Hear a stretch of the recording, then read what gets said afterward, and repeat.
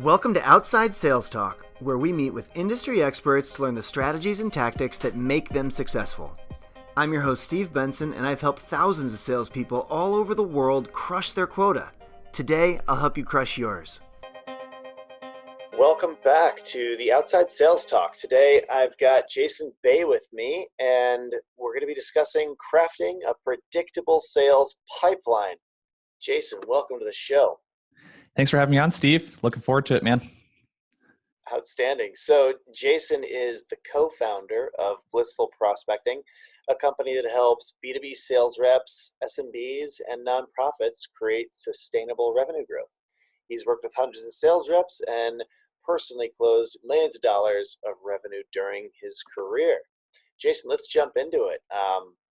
How can salespeople build a predictable pipeline from scratch?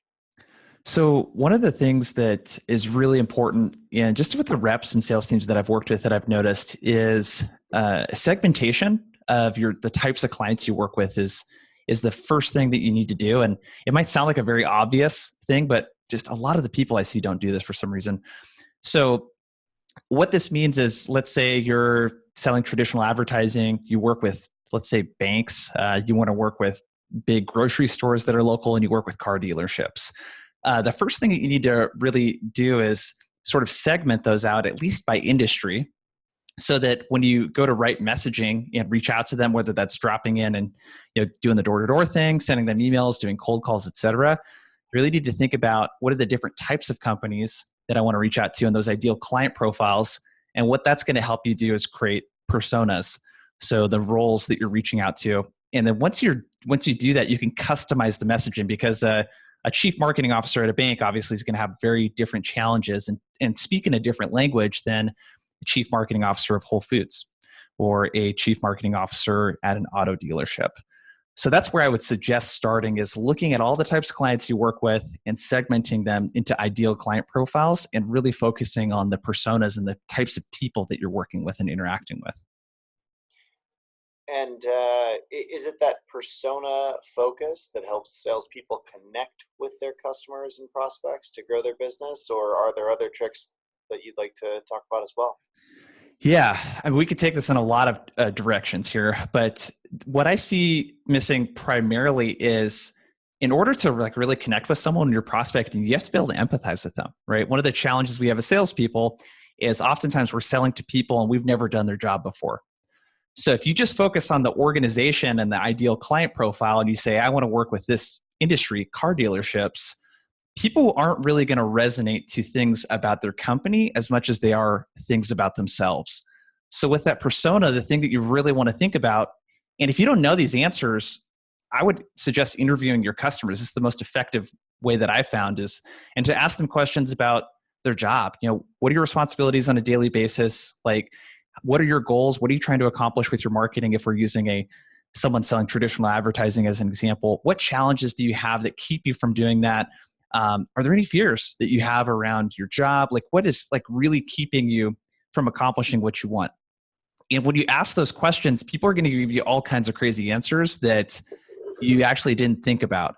And they're going to use very, very specific language that you might not be using when you're cold calling, or when you're sending emails, or when you're dropping by and doing an in-person visit.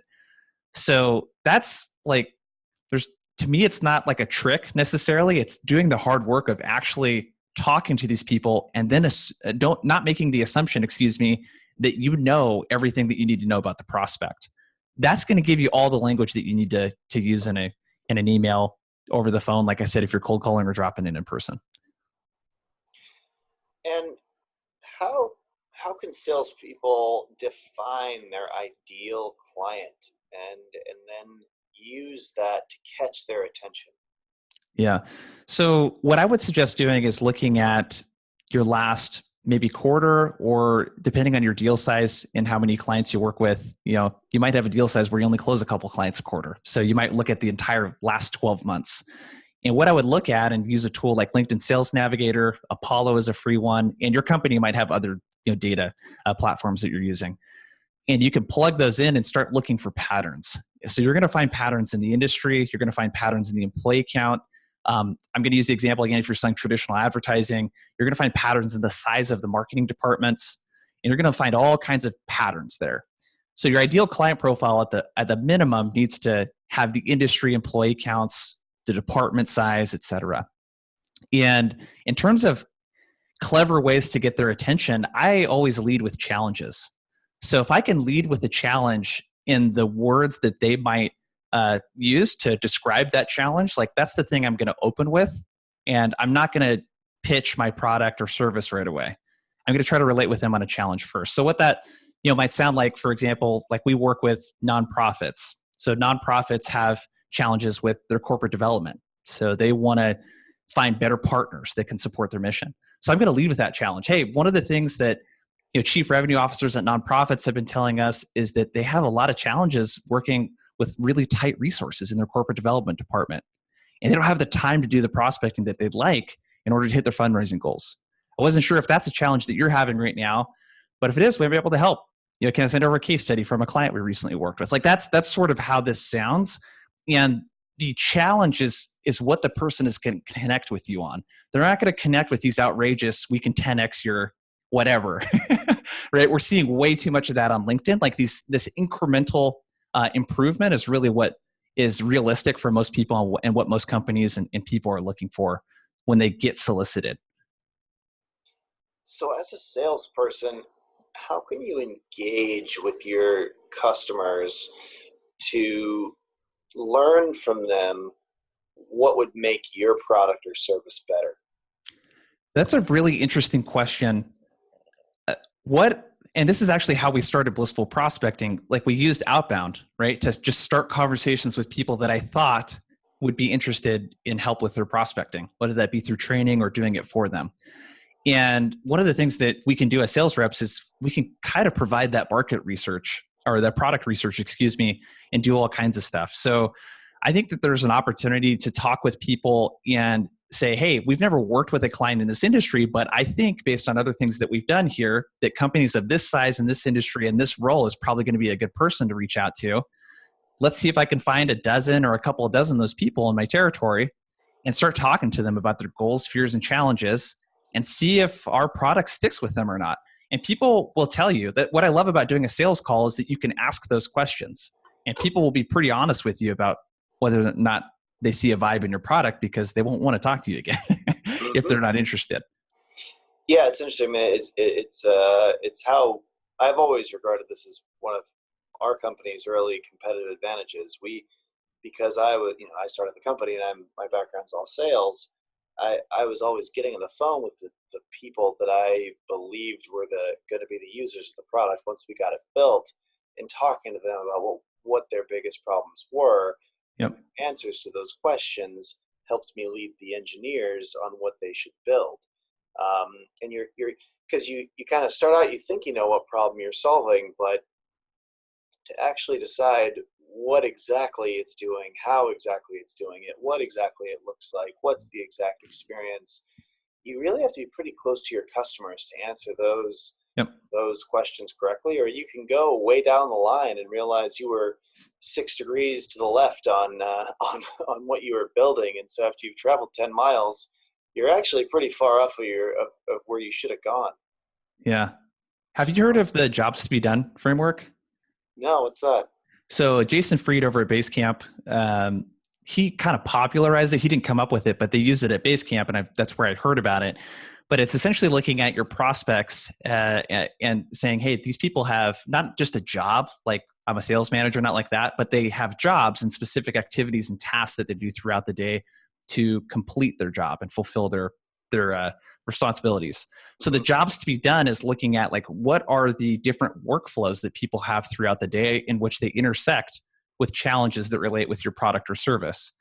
So that's where you can really nail a challenge and really empathize with someone, is if you understand how your product or service interacts with their daily workflow.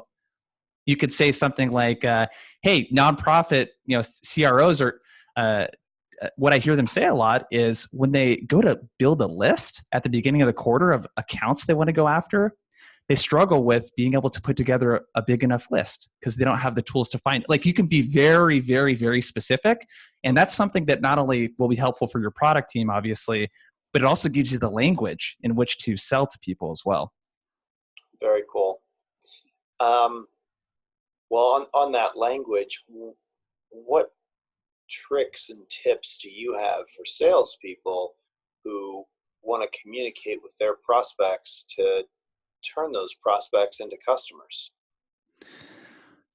Language. So there's a couple tips I have. So one, you want to make sure you're speaking in the prospect's language, which doing a customer interview is one way of doing that. If you're at a company and let's say, again, I'm going to use the traditional advertising, you're selling to CMOs, your company probably has a CMO. So you can talk to the CMO and figure out a little bit more about their challenges, how they talk about stuff. That's a good little hack. The other thing you can do is just get on Google. So like, for example, you could get on, if you're selling to car dealerships, there are podcasts for people that run car dealerships. You could learn a little bit more about their world and how they talk about stuff. There's things on YouTube. So the first part is, hey, I need to talk about challenges. I need to speak in their language. I need to make sure I'm not using words that they wouldn't use. That's number one. Number two, in terms of language, is being as specific as possible and concise with what you want. So in an email, that's like 3 to 5 sentences usually, less than 120 words. In a cold call, that's 5 to 10 seconds, right, with your pitch. If you're in person, that's maybe 10 or 15 seconds before the person just kind of shuts off. So being very concise, to the point, not using filler words. I really suggest using you and your more than you use the word I, when you're talking and when you're prospecting. But outside of that, I mean, those are sort of the tips and tricks. The majority of the work needs to really be spent figuring out how they talk about their challenges, how they buy versus how you can sell to them. So I've read stuff that you've done before, obviously. Tell me about your reply method, the R.E.P.L.Y. method. Yeah, so we came up with the reply method because we've literally written hundreds of email sequences, cold email sequences for our clients. And we experienced a lot of challenges in doing that. And this is what we hear a lot of reps in sales teams say too is, hey, when I go to write an email, how do I know what to say? They write a different thing every single time. And then the other thing that we hear a lot of, obviously, is, hey, I'm sending a lot of cold emails. I think I'm sending the perfect thing or saying the perfect thing in a voicemail or on a cold call, but people just aren't receptive to it. They aren't responding.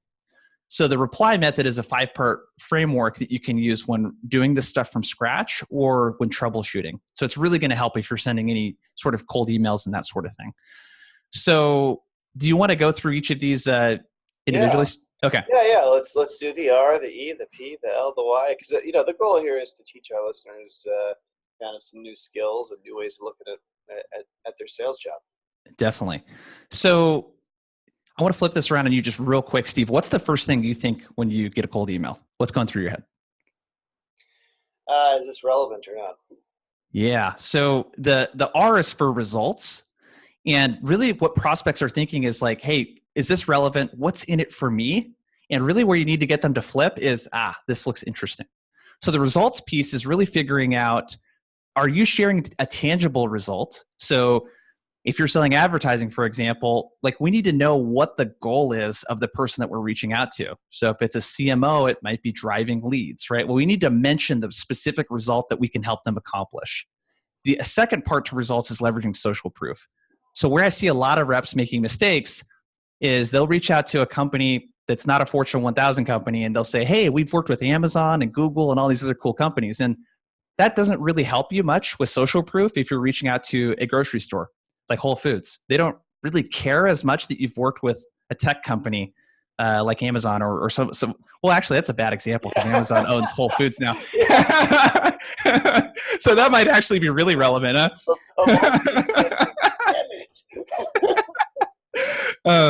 But we could use Apple as an example. So just sharing case studies, companies you've worked with, utilizing social proof that's relevant.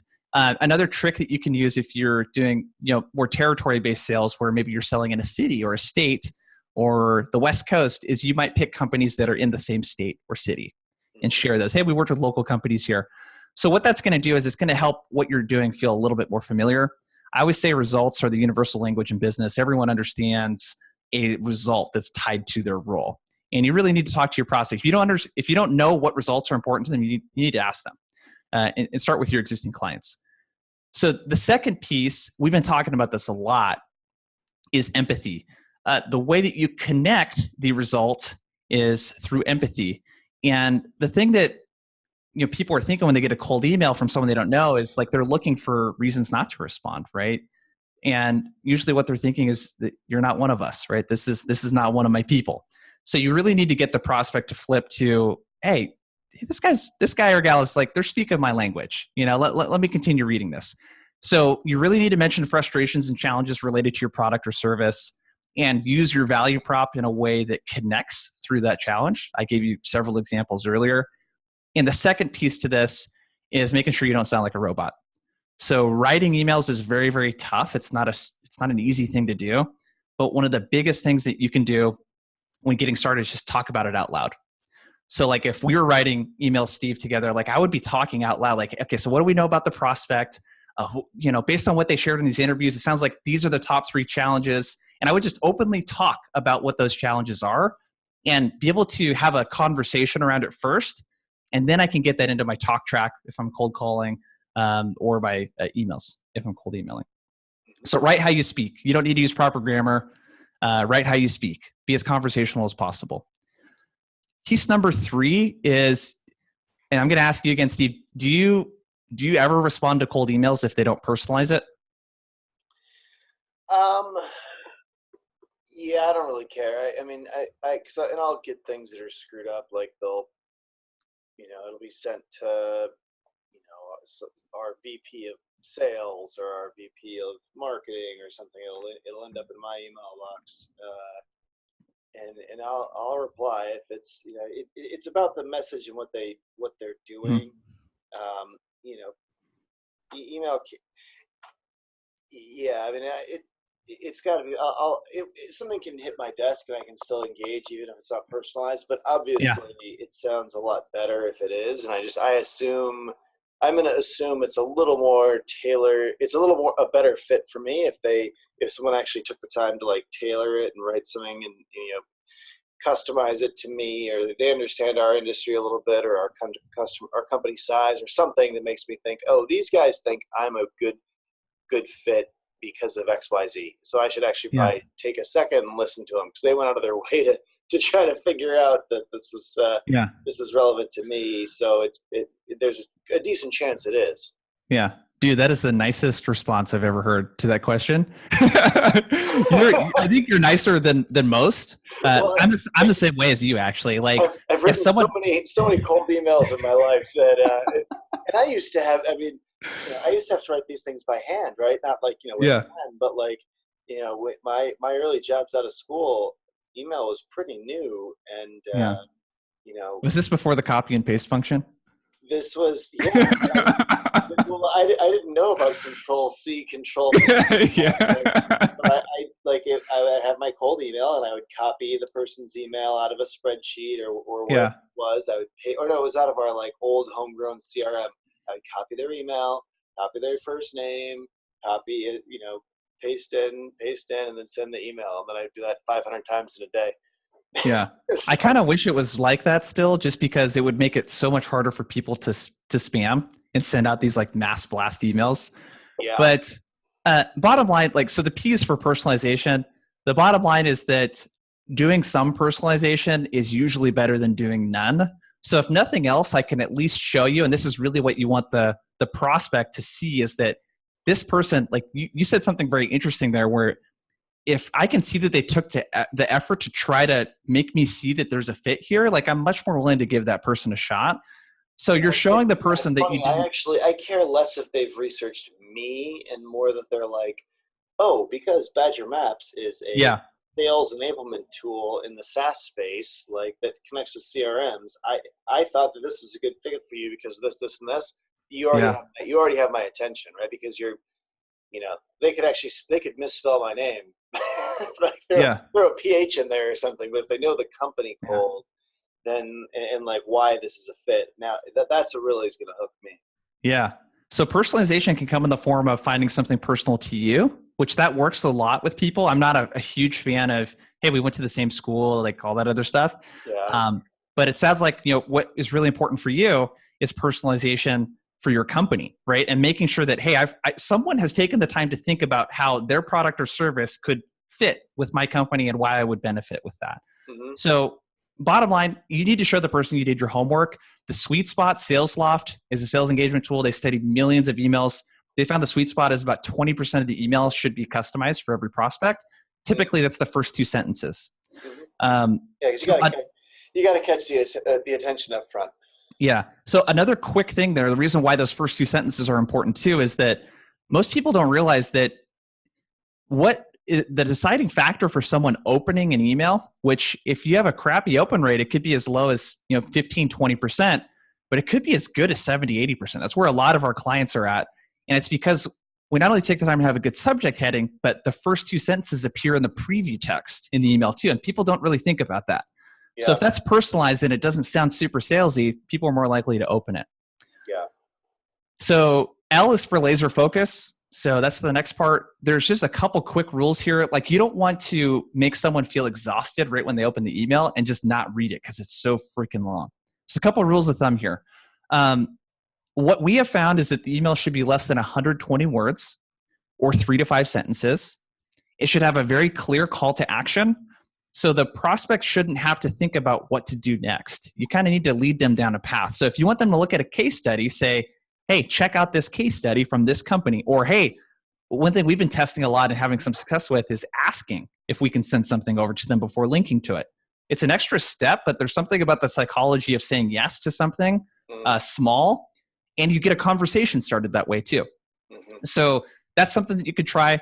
The other thing that we like to do later on in email sequences, this is great for email follow-ups too, is being very specific down to, hey, do you have some free time to chat this Thursday or Friday after 3 p.m. Pacific time?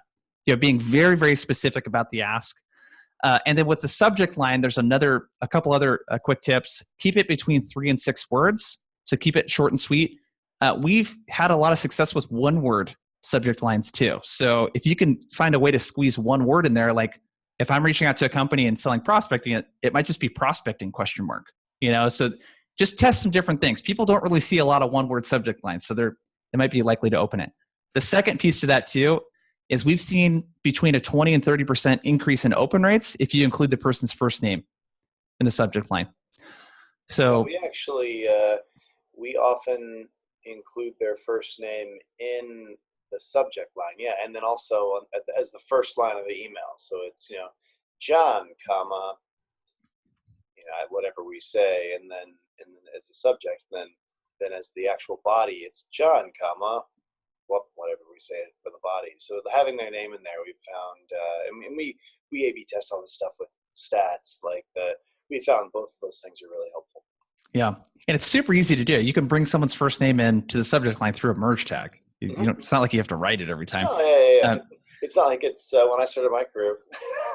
Yeah, you're not copying and pasting. Yeah, with the right before Control C and Control V. Yeah, that would have been that would have been a whole extra copy paste. I hate it.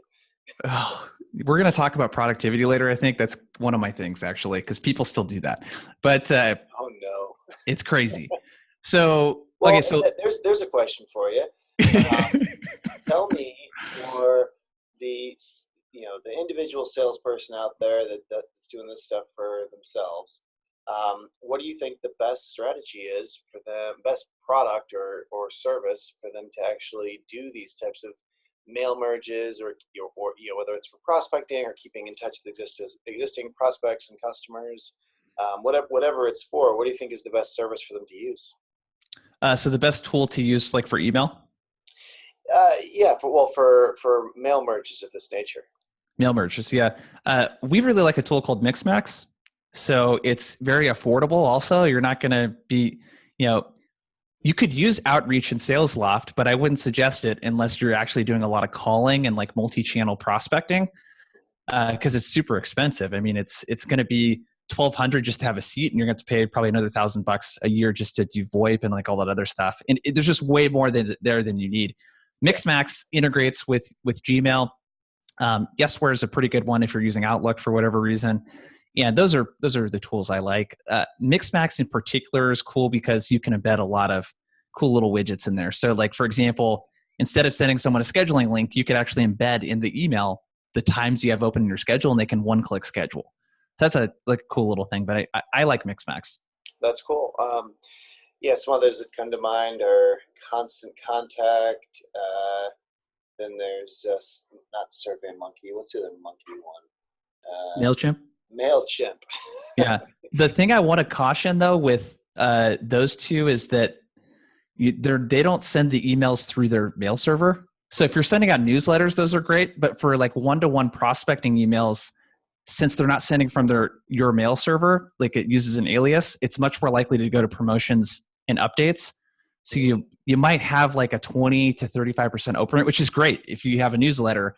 But for cold email, that's not great. So and a tool like Mixmax is also going to integrate with your email client, so you can do follow-ups through there and get just stats that you wouldn't get from like a MailChimp. You'll be able to A/B test different flows and get all kinds of cool stuff. Great advice. That's fantastic. Yeah, another one that I've used in the past, or I guess when my marketing teams use, is Reply app, which also that sends emails from your actual email account. Yeah, I think Reply's a good one. With, I think, and it shares its name with your methodology, which is great. Yeah. No relation, I assume. No. Well, yeah, it's funny when I was thinking of a name for the reply method, I was very surprised that no one else had any sort of like anything out there called reply method or had any sort of acronym at all. So I was very surprised at that actually. It's an excellent, in my opinion, it's an excellent acronym for how to email back and forth. Appreciate that. You did well on your branding there. Yeah. So I guess lastly, we have Y, which stands for you.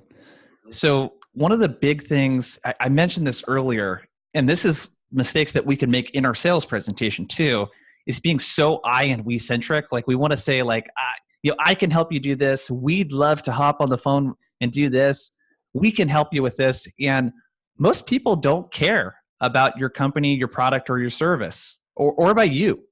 If they don't know you, like they just don't care. They really care about how you can help them. So there's a couple little hacks here that you can use. And one of them is just making sure that you use you and your in your outreach more times than you use I. You really shouldn't say I very many times at all. And what that makes the prospect feel like is that you're talking to them. So one of the things that this is kind of hard to explain, so hopefully this comes out right, but a lot of times when people write a cold email, they don't write it with the prospect in mind. So in other words, they write it like you would a newsletter and like a mass blast, because that's what they do is they mass blast it out. So it sounds like the language sounds a lot like if a public speaker was not saying, hey, your company is having issues doing this or whatever. They're using stuff like, hey, what does everyone think? Like they're talking to a group instead of to the individual, even though they're in front of a group of individuals. And it's so much more powerful if you've seen a great public speaker when you feel like they're talking to you, not at you. So the language needs to be you and your, like it's going to feel more like it was a one-to-one email. So that's a hack right there. And then the other part to this too is making sure that you're making the prospect the hero. So I always say, no one wants to be Alfred. They want to be Batman. So your company is Alfred. You're helping Batman. Like if you position yourself as the hero, it's less appealing. And Donald Miller has a whole framework around this called story brand, which is where I kind of borrowed that concept from. But you can't like make yourself the hero in the outreach, because likely if you're listening to this, you're probably not selling at a company where when you send an email to someone, people instantly recognize the company name and like want to work with you really bad. That's probably not the reality that you have. So make it about the prospect. Yeah, I'll tell you, I used to work at IBM back when they were a big deal, and I guess they're still a pretty big deal. Yeah. And I worked at Google for a while, and they're obviously still a big deal. And it was a lot easier to do cold outreach when I was at those companies than it was when I started this one 8 years ago. This was a lot harder. When you reach out to someone and they're like, wait, where are you from? Never heard of that. Never heard of that. Yeah. now that people have heard of us a little bit, it's a lot easier. But even now, it's obviously they haven't heard of us the way you'd hear of Google. But Yeah. the getting that, depending on, for a salesperson, I think depending on whether their company is a known brand, I guess what I would call a mini brand that often your buyer would have heard of because they're in the industry, et cetera, or a no brand. I think it's important to have that self-awareness and adjust your strategy accordingly. Yep, definitely. Yeah, I cannot stress that the prospect doesn't probably know you. They don't care about you. They don't care what you're selling. Yeah. So you got to empathize with them. You got to share results that you can create for them and just spark a little bit of interest. You're not trying to sell them through an email or a cold call. We often don't even say what we do. We just say that we have an app for field salespeople when we describe what we do, right? And then if you are, we do the cold outreach to field salespeople, and so I think a lot of times that alone piques their curiosity. Yeah. Who doesn't want to check out an app if you're a salesperson, right? Yeah, like and it's like, oh, we make a thing specifically for you, and it does lots of things because it's hard to describe what it does in one quick email or Yep. In a line or two. It's like, well, there's a lot of things for field salespeople. It's a whole piece of software for field salespeople. So we kind of just point them to our website where they can go deeper, and that's kind of the call to action to go check out the website and learn all. They can start going deeper and figuring out what it does. But if I just came right out and said, oh, here it does this feature, this feature, this feature, and here's a list of 6 other things that it does, I find that to be a lot less effective, I think. So I think our marketing team really stays very broad on that. No, that's perfect. And you actually brought up something else that a lot of sales teams complain about. They're like, well, how are we supposed to talk about what we do in 1 or 2 sentences? Like, we do so many things. Like, how do we pick? Yeah. So 1, I agree 100% with what you said. Don't talk about the features. But 2, you might have 2 or 3 different value props and angles that you're going to take. So like with you guys, I don't know what your value props are, but my guess is it's probably something around increasing productivity is probably an angle that you guys take. Yeah. Helping salespeople spend more time in front of clients. That might be another one. Helping them close more work just because they have more opportunity. There's all kinds of different angles you can take, but if you're sending emails and making cold calls and that sort of thing, you might over the course of a month or a month and a half try 2 or 3 different angles. That way you have something to talk about. Don't just talk about everything you do in the very first email. Then you have nothing interesting to talk about. Yeah, we have I think 3 or 4 emails that we send when we're cold prospecting, and we approach it from different angles. But ultimately, I mean, a sales tool needs to help salespeople sell more, right? And yep. And that's a tricky value proposition because if you're just like, yeah, we're going to help you sell 10% more, people are like, yeah, that's almost not enough because it's such a basic value proposition that they're like, well, how, what do you do? Yeah, but it clearly works for you though. You guys are very successful, so it's working. I mean, yeah, and I think it's tricky. The cold outreach piece is tough for us. I think. Yeah, it's certainly we have gotten a lot of business over the years through it, but today I think it's much more often that people are finding us because their friend is using it and they told them about it, or their company, someone gets hired at their company who used it at their last company, and then the management finds out about it because of that person, because they started using it at the new company too, and then it floats around. I mean, that being said, I mean, we still get. I mean, I was just meeting with a customer. I had to fly across the country for this one, but I was just meeting with a customer recently, and I asked him, "Oh, how'd you hear about us?" And it was from a cold email.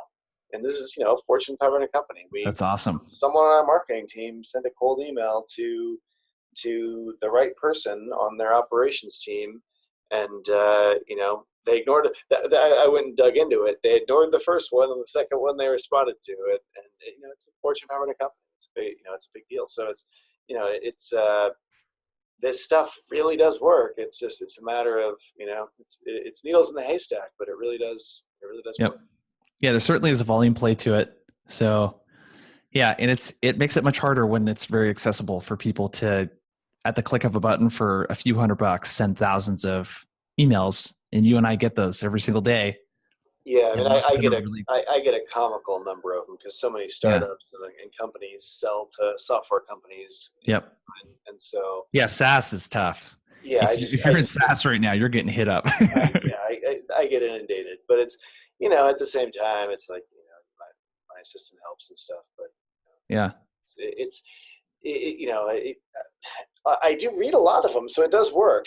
I mean, so it is effective. So that'd be, as much as I'm like, yeah, I try to weed this out, but at some point, how well can you, right? Like, I mean, you got to read Yeah. your emails. So, Yep.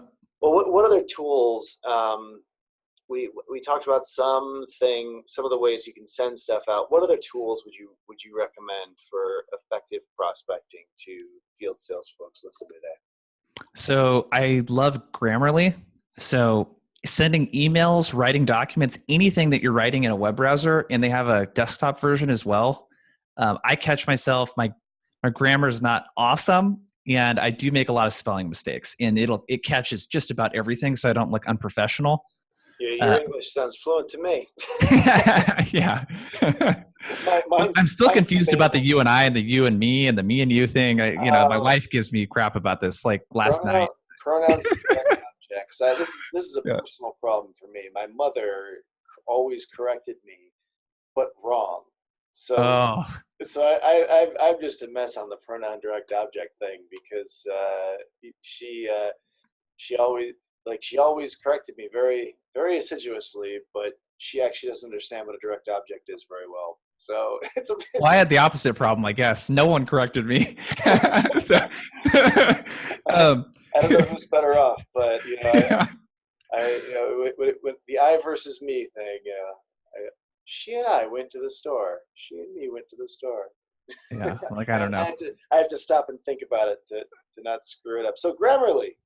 Yeah, What else? Grammarly is a great one. A Hemingway app is another one. It's free. You can copy and paste your text into there, and it'll tell you if sentences are too complicated to read. Another one that I really, really like is called Crystal, and it's crystalknows.com, and it's a LinkedIn extension. And like what you can do is pull up someone's LinkedIn profile, and it'll give you like a basic DISC assessment on them, and it'll tell you and help you write emails to them a little bit better based on their DISC score. So if someone likes to speak really casually, for example, it might recommend that you open up an email with, hey, so-and-so versus just their name. And if they don't like to speak casually and they're a little more formal, and it's like scraping all this information from their social sites and everything, and it's pretty accurate. Like it gets you like 80, 90% of the way there. I really like that tool. And then Could you define DISC for us? just said like the DISC personality assessment. I don't even know what it stands for actually. But using it, just looking at their LinkedIn profile, they'll say if they want you to how they're likely to respond to Yeah. to It'll give to it. approach in different ways. Yeah. It gives you recommendations on how to sell to them too. So, it'll at least tell you the basics of, hey, is this person an extrovert or are they an introvert? Like what do they, how do they make decisions, et cetera. It's a really inexpensive tool to check out. Interesting. I would say those three are the ones that really come to mind. Okay. Well, the next section I like to call Sales in 60 Seconds. So I'm going to ask you a series of questions, and the goal is to answer them in short answer. So what's the best way to find B2B big clients? Focus on a big client that you have right now and look for other companies that fit their exact profile. Brilliant. Can you share your best tips to stand out when you're digitally prospecting? Send a video like I did with you. There you go. What are the biggest mistakes salespeople make when they're prospecting? The messaging is generic. So they use the same exact messaging across different personas, across different ideal client profiles. So not taking the time to customize their outreach. Oh, one other big mistake actually is treating prospects equally. So one of the biggest things that you can do is when you're sending emails, look for the people that are engaging with the emails and don't continue emailing people that aren't opening the emails or cold call them or do in-person visits.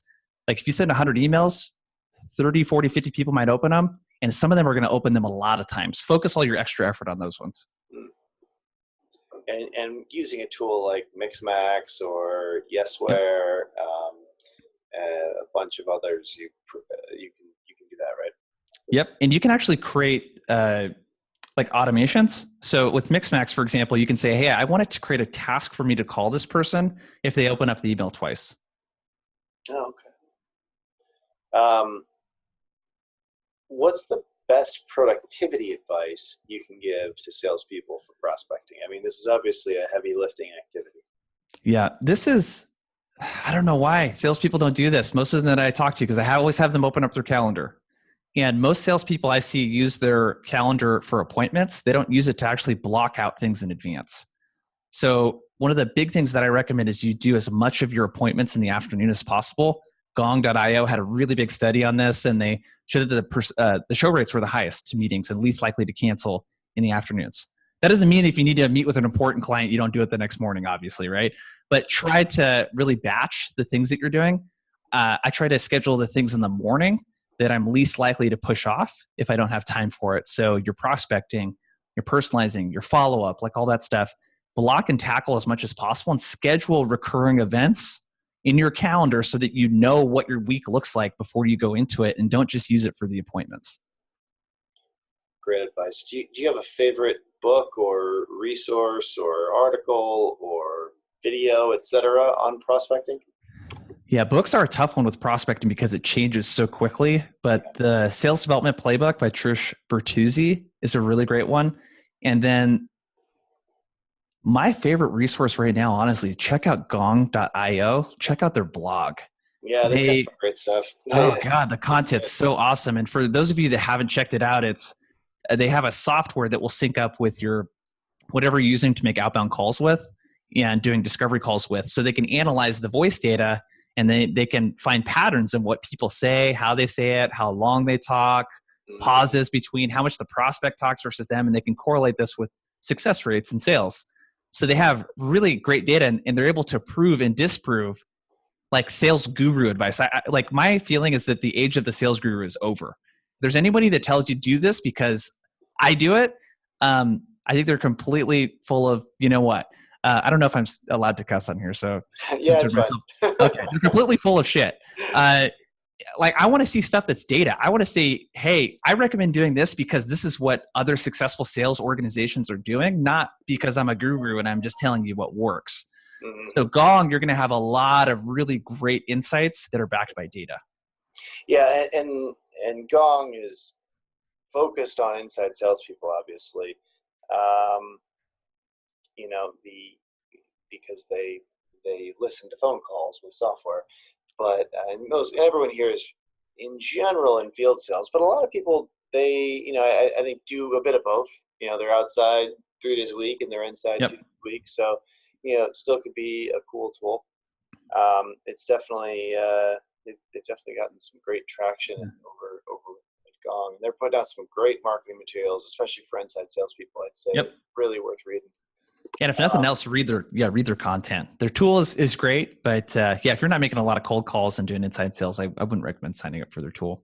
Yeah, but it is their content. I mean, I don't subscribe to many things, but I am on their mail list. So I haven't they haven't earned my unsubscribe, which most people seem to.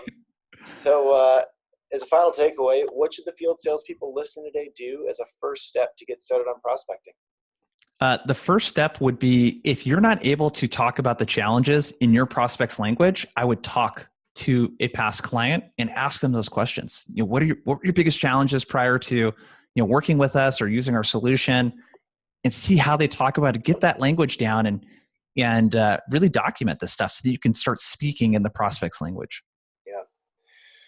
Well, Jason, this has been fantastic. I'm going to try to summarize the wisdom that you've been dropping on us today here. So Jason recommends segmenting your prospects by industry, and to do that, you think of the type of companies that you want to reach out to and create personas that work at those companies that you want to reach out to. In order to connect with people when you're prospecting, you really need to empathize with them. Interview your customers, ask them questions about their job, find out their goals, find out their fears, understand their challenges. And you'll often get answers you might not be thinking about, and you'll also learn the language that they use. You can then approach them, other customers like them, with that same language. You can use LinkedIn Sales Navigator or tools like Apollo to look for patterns in your clients to understand them a bit better. You can look at the industries, the employee count, data about the companies that are buying your product and service currently that can help you identify where things are working. Relate with your customers and prospects first by understanding their challenges. Understanding their challenges will allow you to actually connect with your prospects, and it opens up conversations on how you and your product or service can help with those challenges. So let's talk about the R.E.P.L.Y method. First, to define it, the R.E.P.L.Y method helps you talk to your prospects in the best way possible. First, R, results. You want to utilize social proof. And the E, empathy. You want to connect with their challenges. P, personalization. You got to do your homework and be able to personalize your message. L is for laser focus. You need a concise and a clear CTA, and you can't be too long. Y, you want to use you, and Y stands for you. You want to use you and your a lot more than I or we when you are reaching out. You want to make the prospect the hero in your outreach. Jason has a few tools that he recommended for prospecting. He recommended Mixmax and Yesware, great tools to help salespeople send customized emails efficiently and kind of manage some of their workflows. Grammarly, great tool to help reps use correct grammar and spelling. Crystal is a tool that can look at prospects in LinkedIn and help you sell to them. Is it called Crystal? I've never heard of that. Crystal? Yep. Okay. Well, fantastic, Jason. Where can listeners learn more about your work? How can they reach out to you? What's the best way to get in touch? I'd say the best place to get started, because we spent a lot of time talking about the R.E.P.L.Y method, and if you were working out while you're listening to this or driving, you probably didn't write it down. So we put together a one-pager on a PDF so you can use it as a cheat sheet and print it out or keep it on your computer desktop. That's at blissfulprospecting.com/outside sales, all one word, blissfulprospecting.com/outside sales. Definitely recommend checking that out. And then I am pretty active on LinkedIn as well. So you can find me, Jason Bay, Blissful Prospecting on LinkedIn. And those would be the two best places to start if you just want some free stuff to get a good idea of what we do and what we're all about. And if you're looking for training or help implementing the R.E.P.L.Y method, hit us up at blissfulprospecting.com. More than happy to talk with you. All right. Well, Jason, I really appreciate you coming on the show. This has been a fantastic episode of the Outside Sales Talk.